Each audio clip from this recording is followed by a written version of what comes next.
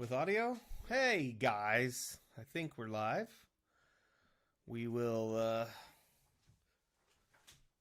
get everybody, see if we can get everybody on here and get started. Sean is just off camera. Yeah. But I'm he is coming. over and I'm going to leave my headphones on for a minute because our audio wasn't ideal last time, so I'm going to check and make sure we're good so that y'all have as good an experience as you can. We're gonna be talking about episode 4 of Wheel of Time. It's gonna be super exciting and fun and awesome. I don't want to restart. Thanks, Windows. Today is definitely I'm gonna go ahead and give a spoiler warning. Heavy spoiler warning. Yeah, That's kind of the point. Red spoiler warning. This is everything goes, anything goes. We're gonna give books and show. Yeah, books and show. We're gonna kind of run through an outline. See if I can actually see through my glasses now.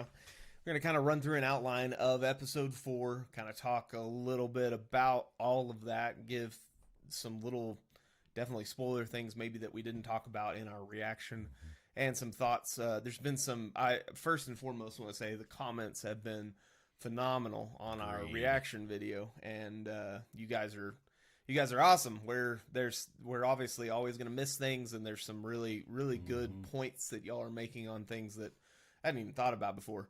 And definitely, all of it actually makes me more excited for the show because it's just things are going really well. I think there's a lot of depth and a lot of things for us book readers that is just amazing that they're doing it, amazing that they're putting it in. So anyway, we want to thank you again for your comments, and we'll definitely do this. Thank you again because it's been amazing. We've also had really great success with subscriber count over the last few days, and we've been working hard. We've been trying to do a video a day for us being part-time YouTube, and trying to spend family time with our family over Thanksgiving break. It's been crazy. So, but thank you for everything for sure.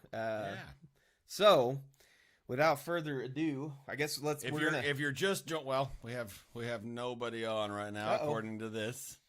So I'm sure they'll come. I'm sure they will show up and all those things. So let's get started with the outline. Let's talk about we'll talk about the boring things while nobody's here. And then we're gonna kind of go through this each story thread, and so we're gonna instead of going scene to scene, we'll just do one whole story thread and go through all of them. Yeah. So let's get started with Perrin and Egwene. How have you felt about the Tinkers? So I like the Tinkers fairly well so far. I think their characterization is really good. I liked their abrupt intro in episode 3. I thought that was funny. Oh yeah. And good, and it was fitting. It was a nice sort of a moment. Excuse me.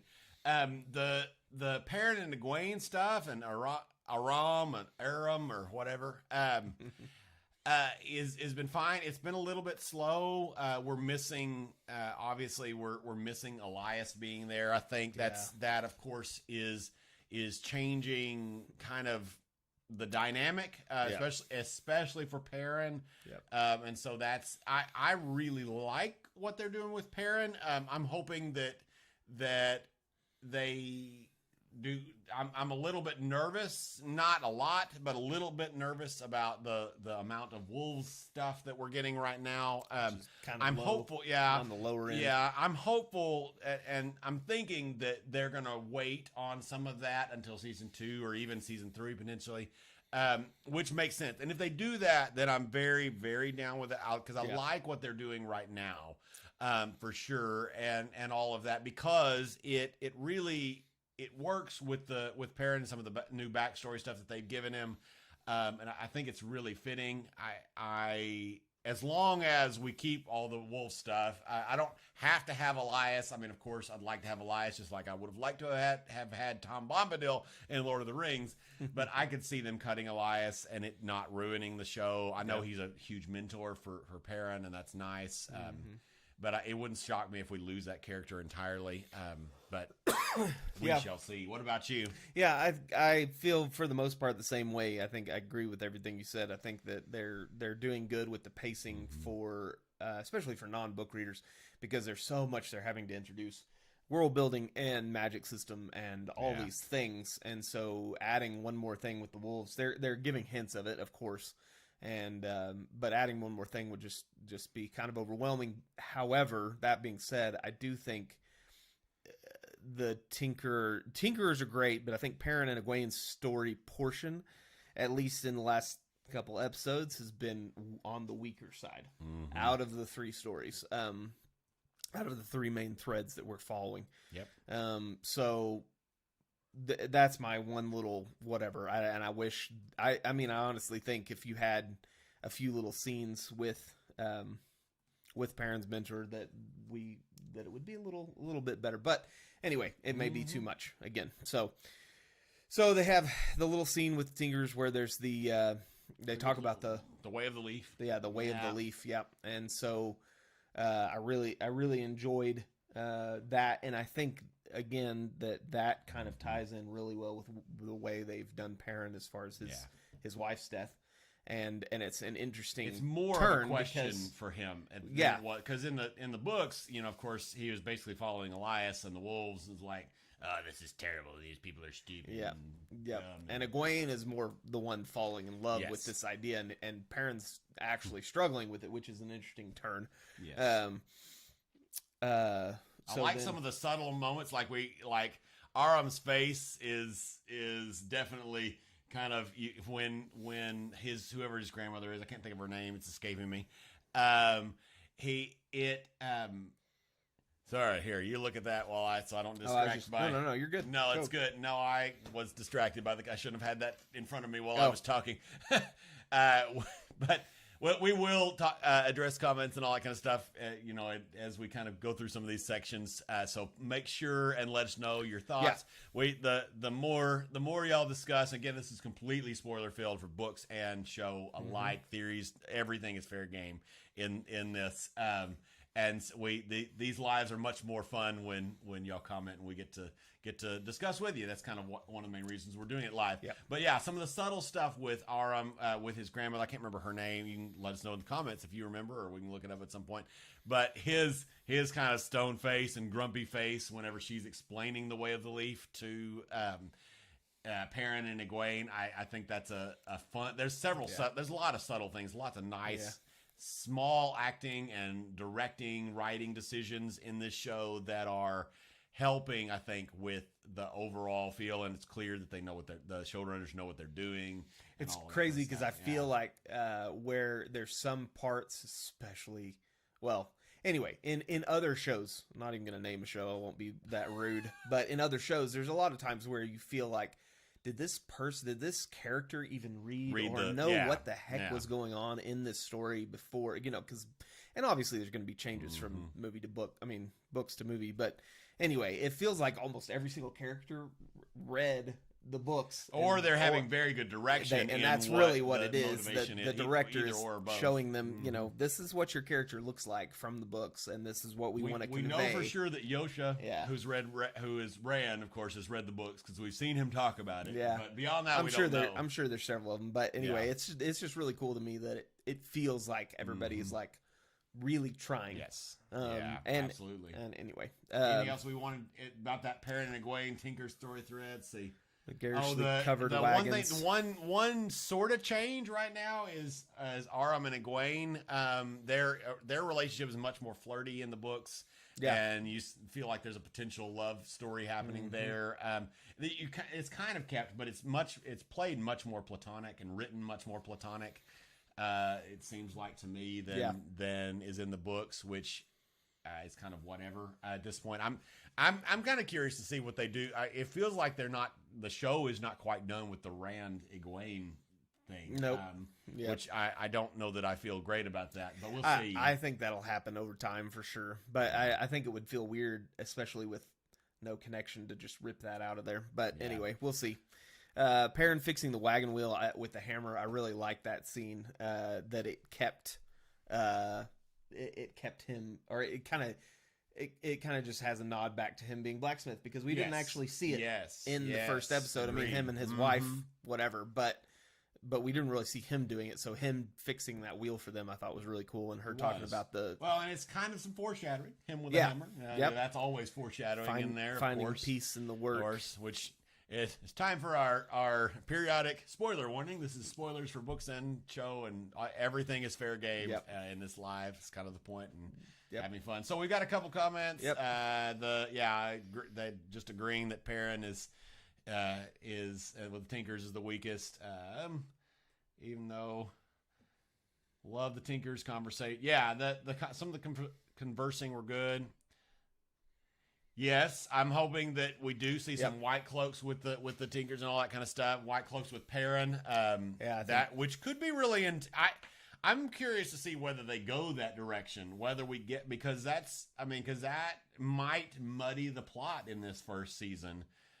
Some with the whole white cloak attack and the killing of what's his face and all that kind of stuff. Yeah, I think they're going to do it.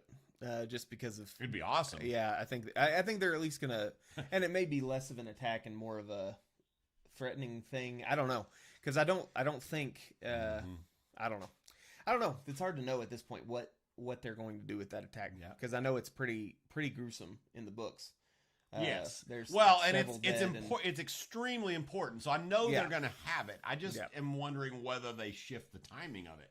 And we'll all see, of course. But if they don't shift the timing of it, then what else are they going to do with that story thread? Well, we already saw. So in I remember back in the, I think it was, I can't remember if it was the teaser or the trailer, but one of the two. We had the overshot of Perrin and Egwene. Yes, being surrounded by white cloaks and arm on the ground. It was arm on the ground. Which I don't think he's arm actually, because the clothing was different. Because in the trailer it was very much a bright color striped typical Tinker, but he has been more muted tones. So we may it may have not actually been even arm in the. We'll see. I don't remember. There was some. Either way, it was a Tinker almost certainly. I mean that. Pretty much definitely was a Tinker. Yeah. But I'm pretty sure it's arm, and I think somebody had a reasoning for that. But anyway, it really doesn't matter. Somebody's on the ground there, and I think there's going to be the battle this time. I don't know how.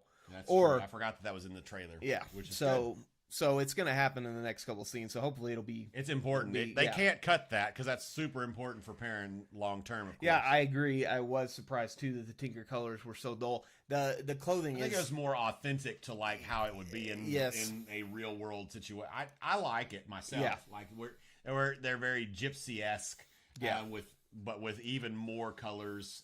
I would like to have seen some like real bright colored, very garish, like bright colored silks and like things on their wagons and stuff that's just a little bit more playful.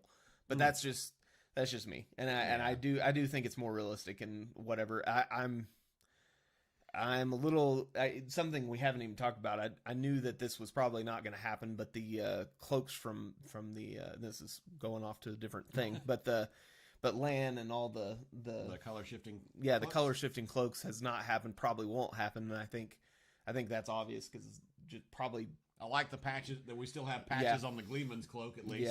Yeah. So Link says that Rafe did confirm it was Aram. I didn't see that interview, but I remembered something that was pretty much definite on that. It probably would be Aram. That's a safe bet, even if we didn't get that confirmed. Yeah. Well, so unless y'all have anything else on that story thread, we may kind of start to move. Yeah, we're gonna go to Rand and Matt again. Spoiler warning for everything. Red alert. If you're here and you don't want to know, get out. Yeah, we love you, but get out. Yeah, and come back once you've read. And we did have a comment on our last reaction video that somebody was talking about they enjoyed even though they weren't book readers because they liked getting it made them the depth of what they were. Watching more so.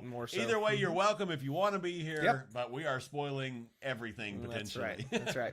So we have the Rand, Matt, and Thom scenes. We've got a really cool scene with Matt that his horse is scared of him. Yeah, and I like that start to the the downfall of Matt. Well, we or kind the- of got the start when he was snapping at Rand, but that was even like more. super subtle, and this is like kind of okay. So what's going on with the horse, and why are they making this important? Is he just an idiot horse rider, Yeah. or is he? What else is? And then the discussion between him and Matt, him and Rand about Thom and whether or not they could trust him, and then yes, continue Matt's, that. Matt's hilarious comment of, yeah, that's really smart, Rand. Maybe there's hope for maybe you. there's something. Yeah, maybe. I'm loving their dynamic. It is so good. Yeah, Rand it is. and Matt together is really great. Makes Matt leaving super sad. Yeah, that the Matt's actor. leaving, but hopefully, with writing, it'll be good. Yeah. Then they Then want to the sleep in the barn, so the owners of the barn come out, and he's got I like that a lot. He's got a bow, and Matt. There's some obvious Taviran Felt very Rand strong stepping there. forward and being like, Yeah. "You don't want to kill us," and it's kind of like shift, and anyway, it's a really really cool scene. Yeah, Um, it was really fun.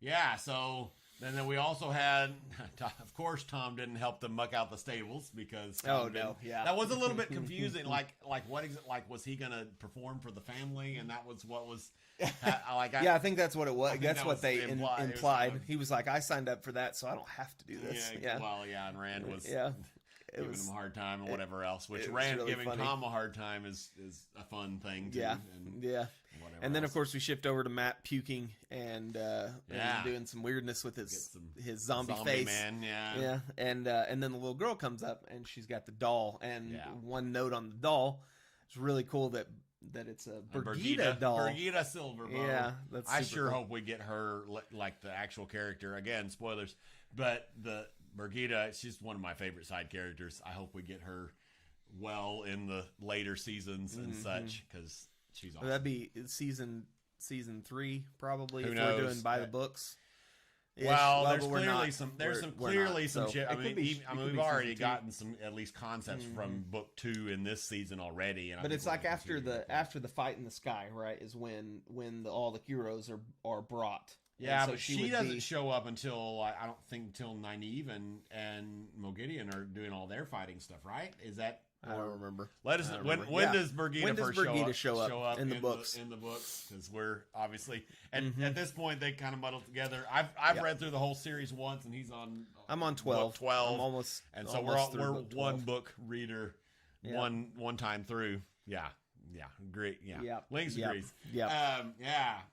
So then we've got let's see, Thom and Rand talking about Tom's nephew. I love that they kept that story because I Yes. think that was important to show because we haven't even had really any Thom Aes Sedai interaction at all. You didn't see Moraine, which Right. is interesting because that's not how the books go at all. But it's worked. Mm-hmm. But it's good that they kept that story in there to show and to give Rand a little more pause with Moraine. I mean, I know he was kind of already at war with himself about Moraine and whether or not she was good. She did save them, but Tom.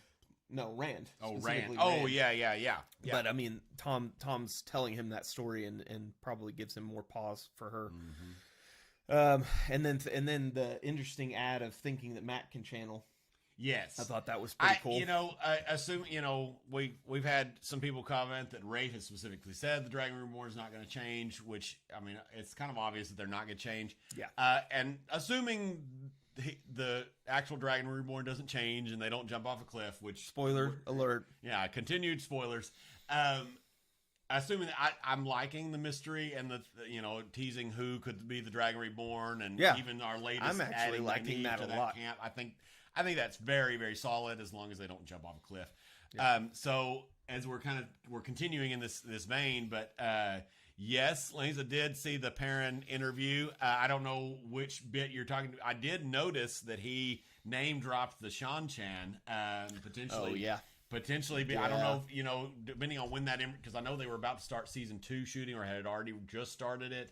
And so, which season he was talking about, I did know. I actually texted Jonathan after watching this, and when he name dropped the Shan-Chan, and so we may actually see the Shan-Chan show up earlier in the show, which could be good or bad. Who knows? Be an interesting extra because I think what they're doing is we're starting a lot of these storylines a little earlier so we can actually because There's so much world building, so much stuff that has to go into this, especially now that we're visual instead of reading, and you've got all this stuff going. So I think they're going to start some storylines a little bit earlier to give us a little more backstory on. It looks like it. Yeah. Which is really cool. I'm definitely looking forward to that. Okay, let's go. We'll finish this up, and then we can go back to the questions. We'll finish up this chunk. So, thinking Matt can channel Rand, and there was an interesting dream sequence. I know you're not enjoying the dream sequence, but I thought it was interesting to see Perrin was hammering on bodies, which is a specific body. To be a tinker. Yes, exactly, which is interesting. It is very interesting. And then Matt with blood on his hands walking, and then the crazy burning man grabbing Egwene. I don't know whether you've watched our reaction video. That moment, I laughed out loud. It was so stupid. I'm not loving dreams at all, but definitely the again, spoiler warning for everything, but the Balsamon character, Morden, Ishamael, spoiler warning. I wasn't going to quite go that far. Well, it's all out. Yeah, everything's out. But when he grabs Egwene and he does this thing, I laughed out loud. That was cheesy, stupid, in my opinion. Because the reason I think this may be a good place to put this. The reason that it's so cheesy, or in his eyes and in mine too, that he's a burning guy is, I understand that they're trying to give the Dark One, whatever kind of flair to it, but that person, sassy scream at you, if they keep who that is the same person, it's not the Dark One, so it shouldn't be some weird monster thing. It's Ishamael, and he's just a regular human being. The Forsaken are very much just humans. Yes, they are very powerful. They have lots of powers and amazing things, but we were talking about, and I kind of alluded to it. I was trying not to be as spoiler in the reaction, but when Ishamael and Rand sit down in book 12 and have a discussion, it was just, it's a beautiful little scene, and I hope it's not ruined by this weirdness. He hasn't read to the very last book either, so if you can not spoil the last couple of books. If you want to spoil it, it's fine. I'm not going to read it. I'll just be like, what? Nope, not. I didn't see that. No, I'm just kidding. Yeah, that's right. Yeah. Okay, so Rand and Thom. The big ending. So when there's been a few more things. We want to pick up these comments, or we want to finish this? Yeah, let's just finish this out, and then we'll answer all the comments at once. So Rand and Thom walking in the house and seeing Matt's standing over the dead bodies, and very good comments catching me. Like I didn't pay attention to the fact that the dagger doesn't have any blood on it, and I think y'all are completely right. The blood, there is definitely blood on the Fade's dagger. So I think y'all are right. I think there's still a lot of possibilities of what had happened. Yeah, and it's what's either going to happen. And we were talking about the fact that it could have been the Fade was setting up a trap. The Fade was, like y'all said, trying to silence them so he could get to the rest of them. There's all kinds of possibilities. It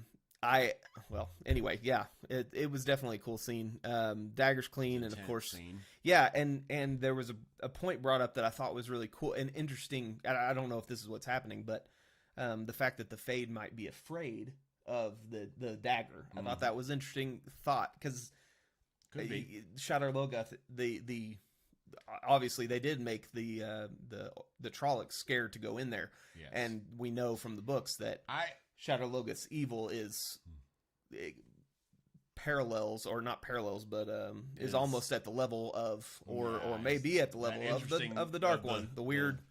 There's two evils thing, and all that stuff is all the really crazy fascinating. My figuring is that it's not that he was afraid of it. I think he was just waiting and using the death of the family as a trap, and was waiting for an opportunity. And waiting, and then Matt, because of his Shadar Logoth telepathy or whatever, it was able to sense him or whatever. That's my reading. I think of that's it at more. This point, but I don't know. I agree, may or may not ever know. No, I don't think we will. I still hold that we may not know exactly what happened. Leave that kind of ambiguous. Which I kind of think is really cool. Yeah, there's a lot you could pull from it. So so Fade's sword has blood. Matt says he sees the Fade, which is interesting. Having that. He has that ability from the dagger, I assume, to be able to sense the Fade, which is cool. And we, then, of course, get the Thom and then finding Thom, a Fade, which is cool. Yes, the fact that Thom actually defends himself and doesn't immediately perish. I like that we got the lightning quick fade a little bit. Got to see that. I think that was the first time in the show that we've seen a fade fight. Oh yeah. And I was, which is interesting that's the first. I kind of thought we would see Lan kind of have a moment with a fade, not necessarily either one of them winning, obviously, but I thought we would see that earlier. But yeah, so we get him exiting earlier. So our theory, and we've seen it in comments before, that potentially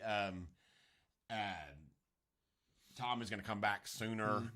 Again, this is spoiler filled. I know we keep saying that, but as people come in and out of the live, we want to make sure that you're not unaware. This is spoiler filled for books and show and theories, and everything's fair game. DK Moon says Brigitte and Domon are his two favorite minor characters. I like Bail Domon. He's great. Is cool. Super great. Domon is a great character. Several people have said that the dragon is not changed, which sounds great. I hope that's the case. Yep. So Lynx was referring to the Shan Chan. I figured. Yeah, that's true. That is. Yeah, we might see Brigitte. See, the thing that I'm not sure if we're gonna. I don't know exactly what we're gonna get because we haven't seen the horn of Valir yet. And so I mean, we've got 4 more episodes, right? So we could see that thread, but I don't see how we're gonna get the 100 heroes or whatever, or the whatever it's called, whatever they're called. I don't see how we can quite get that yet.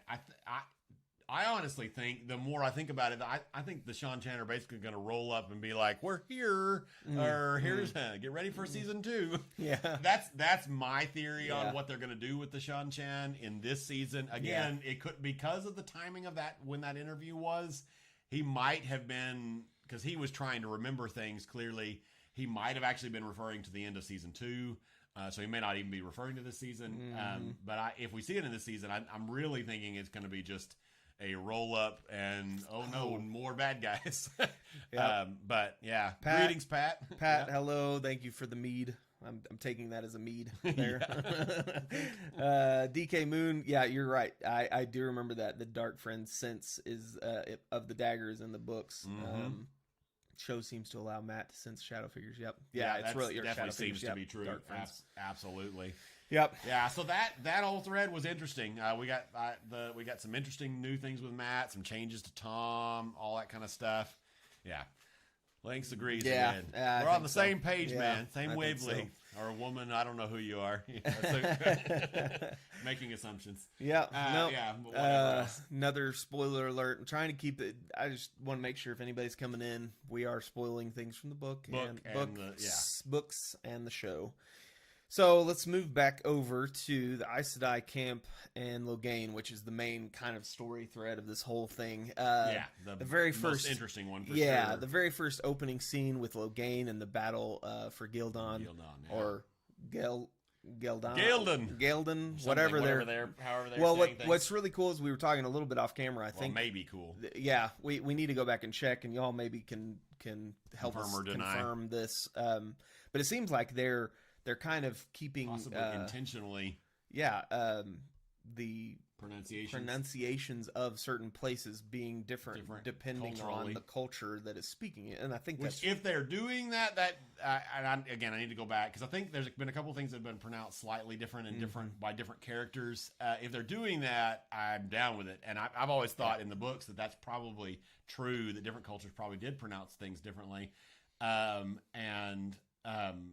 now the one drawback, of course, is if they do that poorly, or it could be confusing for new folks, and maybe even annoying for old folks. So I don't know. Who knows what will happen with that? But so he's got a really cool. Logain has a really cool channeling sequence in that opening scene, and actually that's the cover of our reaction video that we this really cool scene.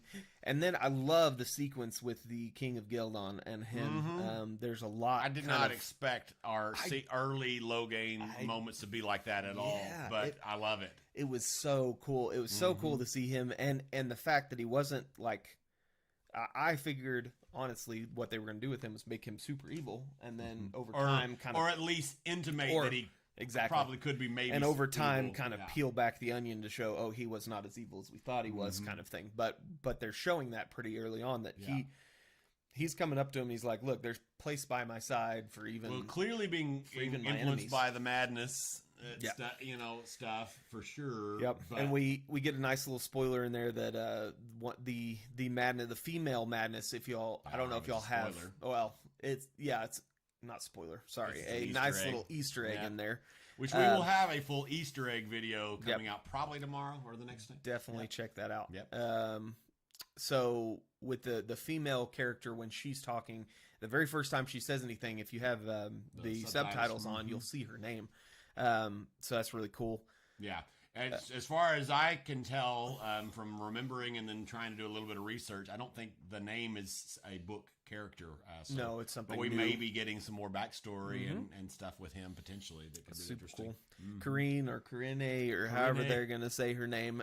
Healing Moraine. That's kind of the opening sequence. It's kind of interesting there where she I like the line. Moraine is like, you've held back armies. Why are you having a hard time with healing this tiny little wound? And she's like, well, it's not that. It's that I've been holding back Logain with only one other person at a time, and he's just draining us, And so it was really confusing, actually, because it was hard to tell the way it was shot. I mean, they clearly showed Moraine and the Alana scene later where one of them would get up and they were still holding, was she healing Moraine and being one of the shielding people at the time? I mean, because there were a few moments where it seemed like that, because when Karine or whoever comes in with Leandrin later, it's only Leandrin sitting there, and there wasn't this. So I don't know whether that was confusing to me. Like, was there only one person shielding him at a time, but there were two people there, or were there two people literally shielding him at a time throughout the episode? That's a good point. I didn't realize that. I was a little bit confused, and that was on what exactly was going on with that. Yeah, but that's interesting. And then when she goes back in, well, she wasn't doing it at the time because she stood back and was going to help do it again. And no, there was two people in the chairs. There was two people in the chairs. Because not when she comes in with Leandrin later. Yes, later. That's what I was talking about specifically. Was like when it all goes to pot later. Gotcha. There was because when her and Moraine first walk in there's two people in there, and then she's going to relieve one of them, but then Moraine does, which is interesting. And then, of course, Leandrin already starts her politics of wanting to gentle. There was a lot Logain. of politics in this. She was. Yeah, I really did. It's kind of the first we get to see the Aes Sedai actually kind of working within themselves and fragmenting and all of that. Alana and Moraine talking. That's a really cool scene. I'm really liking Alana's characterization. Excited for her being more important in the future. Them talking about their past and being, her Alana saying that there's her dog that's not her dog that she had because they weren't allowed to have pets or whatever. Correct me if I'm wrong, but I think that's a slight, like a tiny change in the backstory. I think Alana wasn't accepted whenever Moraine and Swan were novices, and then of course they were accepted together at that point. But I don't think they were novices together. Correct me if I'm wrong. I was trying to remember that when I was thinking about Easter eggs the other day, actually. But that's not a bad change. Regardless. Not a big and she doesn't change. actually say they were novices together, but just like when Moraine was a novice. So. And then a little later, we've got Leandrin trying to feel out Nynaeve. She gets up there. Nynaeve's sitting there, and I love Nynaeve. I love the characterization. She's just like, I'm not going to put up with one of crap. The best of the show right now. I mean, there's so many good things. And as Leandrin walks off, she's like, that woman is a snake. And then Lan's like, you're not wrong. I love Land too. The way they're writing his, because he doesn't ever hardly come out and say anything. Yeah, very guarded, very whatever. Even in that moment, he's like, "You're going to find out soon enough."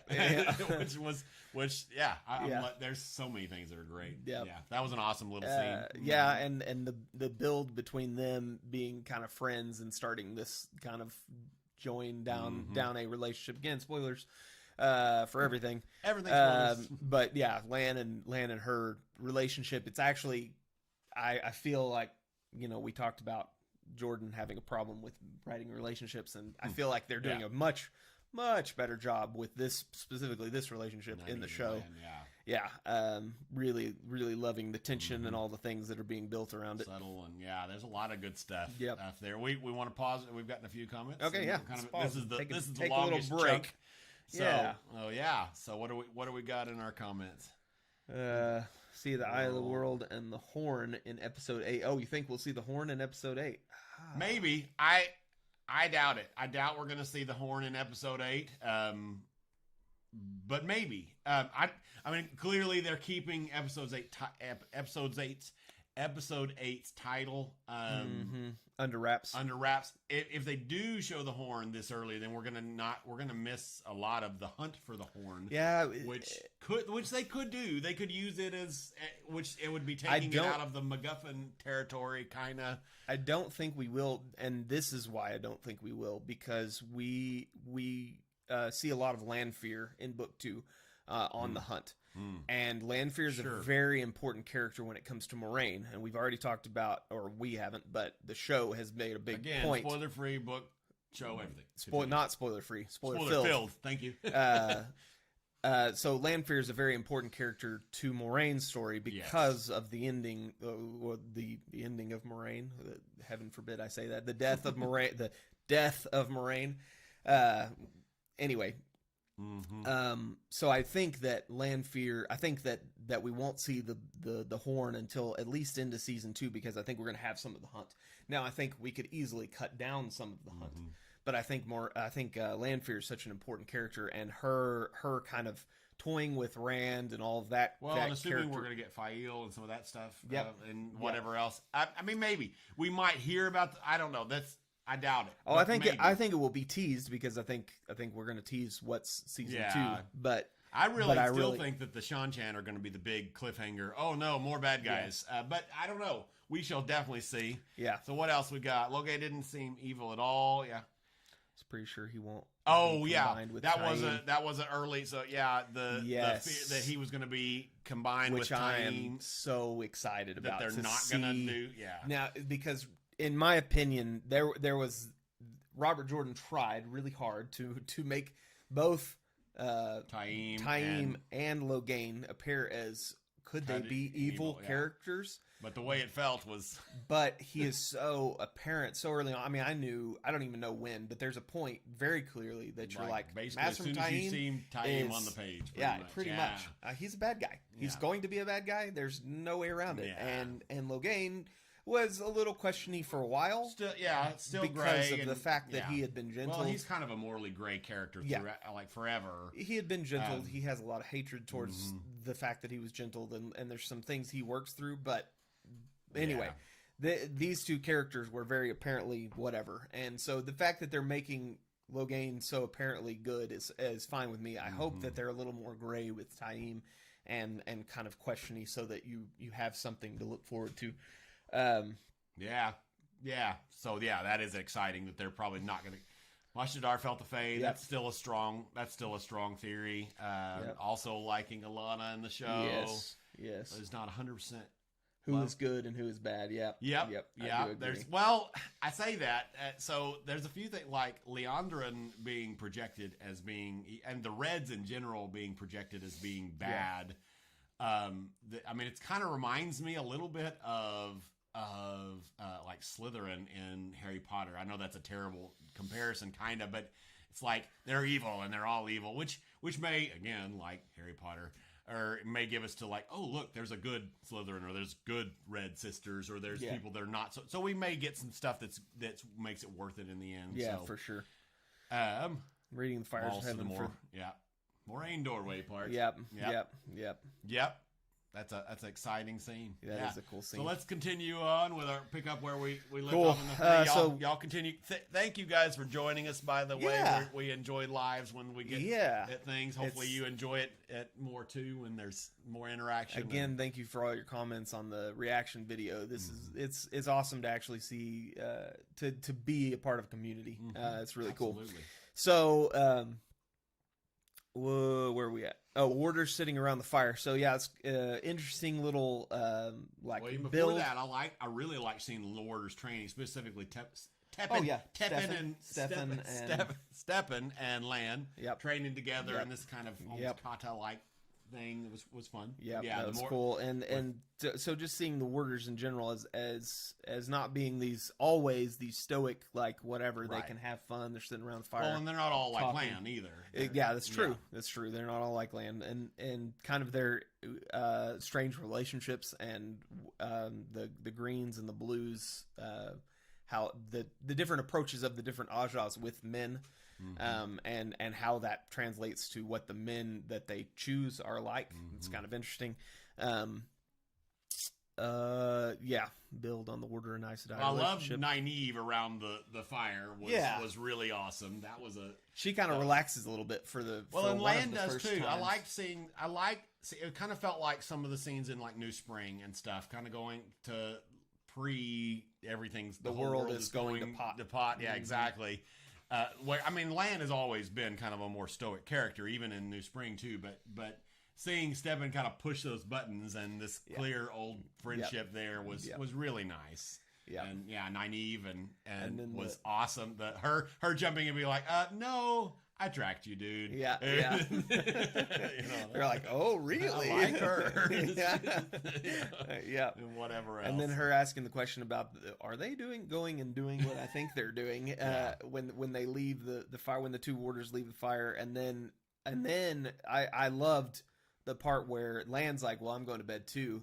And you could tell in her eyes, okay, wait, if I just learned that about these two, does that mean that him and Moraine are something more than they appear to be? Yes. Because if I'm not mistaken, we do get that tension for briefly in the books. Yes, we do. And I really enjoyed that because she's very clearly jealous very quickly. Yeah.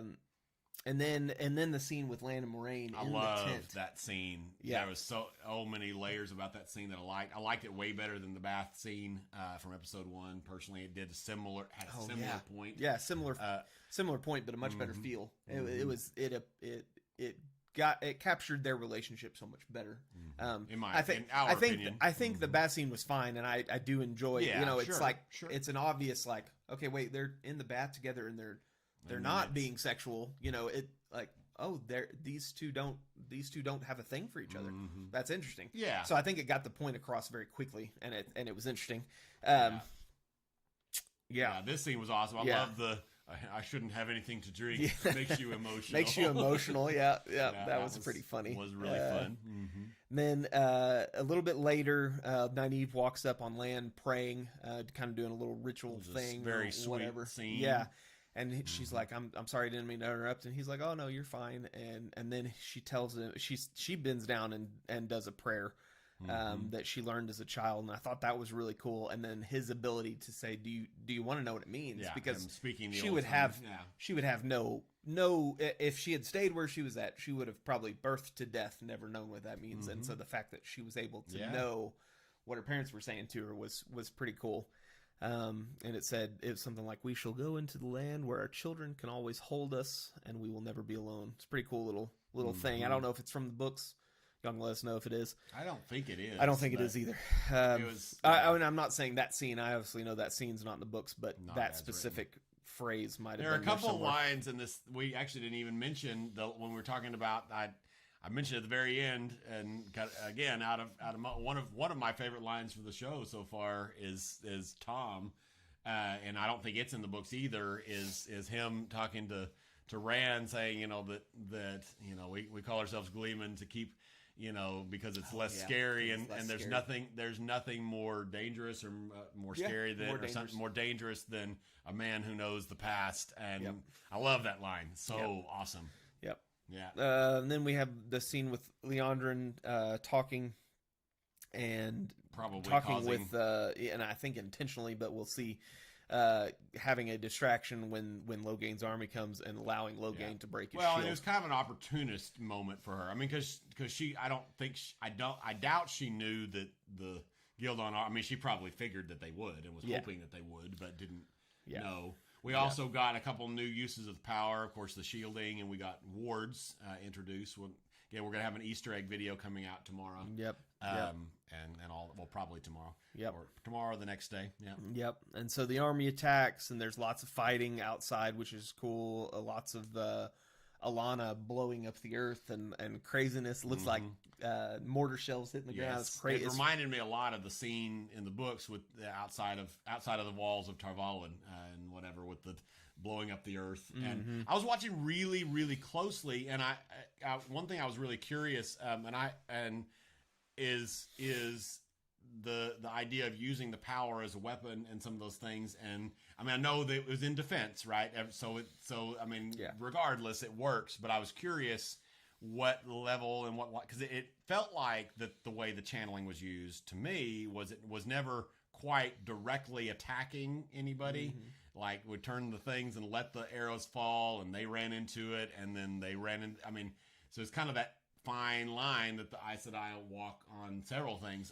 I felt like there was some intentionality to it, but it may have just been me hopefully looking hopefully. But yeah. No, I agree. I think it's really cool.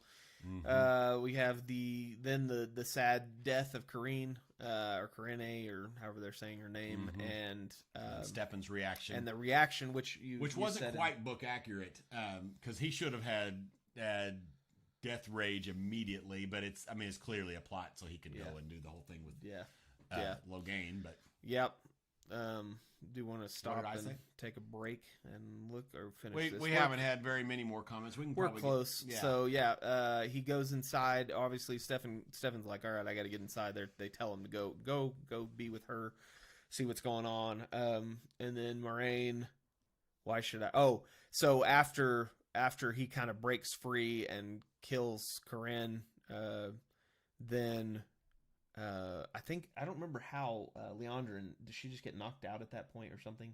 I don't remember what happens, because there's a scene where Moraine steps forward and has a discussion with him. Oh, which I love that scene. Yeah, I also really like the way it was shot. I noted that there have been several times, not always, because clearly, Rosamund Pike is not short, not remotely short. But that scene, I noticed it in particular, and I feel like there's been some other things where they've kind of, the way they've shot it, have kind of tried to make her look shorter than she is. I think, and intentionally so.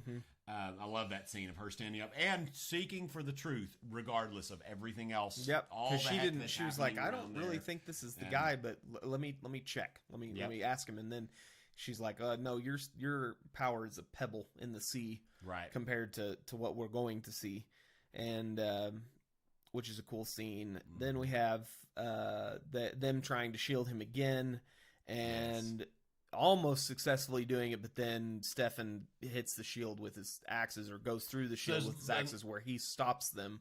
And I love the comments saying it's not really that the axes are having any effect on the shield, because they're in kind of different world. Going back and rewatching this, it's very clearly and so, but he takes those axes and uses what he can get into them, and kind of blows them up and throws them into people, which is, I did not see that coming at all, as far as them being hurt that badly so quickly. But I think what they did, did it for was for Nynaeve to show and have her rage moment, which was really cool, because, and especially on a second rewatch. Yeah, for me especially, because I didn't like that very much. If you've watched our reaction, I was not a big fan of that ending with Nynaeve using the power. And I think, talking to Jonathan this morning before we got on live, I think really what happened was, basically, I knew she was about to channel, because she's the only one in there, and she doesn't have any weapons, and or Logain was going to escape, but it really felt like that's where we're going. Yeah. And my first thought is, oh my gosh, she's going to channel and whatever else. And save the day. And save the day, and this is early, and this is dumb. And so that's where my headspace was the first time I watched it. And so and this, like, well, they're using the power too much too early, and all this other stuff. But on a rewatch with my wife yesterday afternoon, I almost teared up a little bit in that scene, and it is a powerful, and it's really good Nynaeve with her being angry, and probably what you were referring to in the comments, several comments of of various reasons why she would have been angry. Oh, yeah. Land, the other people, Yep. the not being able to do anything again. Yeah, it wasn't, and I think in the reaction Mm-hmm. I said something about it being about land, but it really, I agree with y'all. I think Mm-hmm. I mean, portion of it Just definitely about. was there, Yeah. but I think it really was about, oh my gosh, there's all these people that just died, and I can't do a dang thing about it. Just like when I was leaving my hometown, and So we got braid tugging, but instead of being braid tugging, it was braid tugging with the power. yeah, braid tugging the with power. The power tugged the braid. Yeah, it was, it was awesome. And It then really then was. Logain's reaction to holy crap, Which I liked a lot. Yeah, yeah. I'm excited about him. I'm excited about the now gentle Logain and where that's going to, because I think we're going to see some stuff with his character that's going to be. I know you love Logain. Yes. And Yep. it's phenomenal right Yep. now. Yep. Super, super awesome. Yep. Yeah. And that's pretty much the we get teased that Nynaeve is the fifth. That Yeah. could be the yeah, dragon. yeah. We have the Leandrin scene where they actually gentle, which is Yes. an interesting scene. First circle. Yeah. And Sean went back and I kind of did too, but Sean had already done it, but went back and counted, and there's not. It's supposed to be 13. Yeah. There's not 13 sisters. I thought that was a missed opportunity, but I mean, you know, the more that are in the circle, the more power. It's fine. And there were more than 6, right? Yeah. And so more than 5. But it would have been cool. I thought that was a missed opportunity, but fine. Yeah. Anyway, we definitely love it. We're still loving the show. I think it's a lot. I know there's what's weird to me, and we may do a video on this at some point. The reviews of the show, especially on Amazon itself, are kind of mediocre. There's a lot of really strong opinions. It's either 5 stars or there's 1 stars. And I am definitely in the maybe not quite 5-star, but I'm definitely on the higher end of the right show now. And what you've said several times is still so true. Is it's too early to be giving it a 1 star. And like there's this one channel that keeps popping up. I watched one of their videos. I won't talk, but that's extremely negative about the show in general, and and some of and whatever else. And there's a lot. I think the adaptation is done well, and I definitely want to make a video on adaptation in general, and specifically Wheel of Time, and talking about that not always having to be shot for shot. And I think they're capturing the spirit of the show, of the world, and the spirit of the characters. I think the characters are spot on. Yeah, almost without exception. 2021 is a really good year for this. Like Dune was phenomenal. If y'all haven't seen, sorry y'all, if y'all haven't seen Dune, you should definitely check it out. It's a phenomenal movie. But I think this is they're doing such a good job this year on things in this genre. So Pick up any last comments before we start to sign off? Anything crazy? Many dislike Nynaeve at some points, especially in the early books. Show Nynaeve doesn't have the dislikable elements. Really makes her character awesome. Yeah, I do agree with that. I think they kind of toned back her some of the more annoyingness. Yeah, I still have her fairly always strong. been Team Nynaeve personally. Yeah, I like even some of the annoying stuff in the books with her. Yeah. But in general in the show, I love the fact that they're older than they were in the books. Yeah, and there's some of that works for teenager-esque stuff gone, and so it allows us to really focus on the interactions with the characters and all that. The line Nynaeve discovers group heal. Yeah, that's true. Group heal. That's right. Is that the F key? Or yep. For me, it would have been like G, probably on World of Warcraft. Anyway, okay. So many dislike Nynaeve. Oh no, sorry. The Land saying Moraine always gets emotional when he drinks was great. Yeah, it was cool. We got some kids on. Hey, kids. my kids through my wife's channel are on. This whole scene was really well done. Yeah, it was. I remember much the same with the Lord of the Rings movies. Yeah, that's a good point. This is it's very comparing much this to the Lord of the Rings is better than comparing it to Game of Thrones. Much so. Then comparing Game of Thrones to this is like if we want to progress how with fantasy changes and things. But it's been a lot of neat Lord of the Rings things. Yeah, thanks for joining us, guys and gals.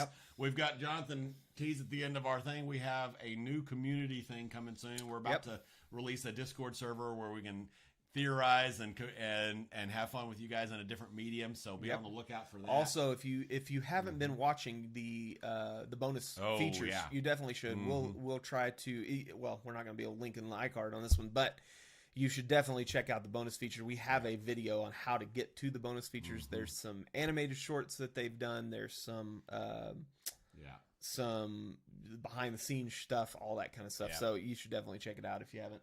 Yep. Like, comment, subscribe, all the things. Thank you for your support.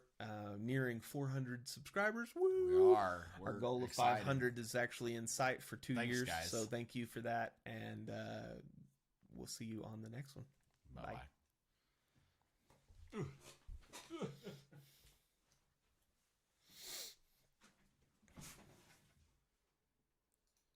But not quite bye.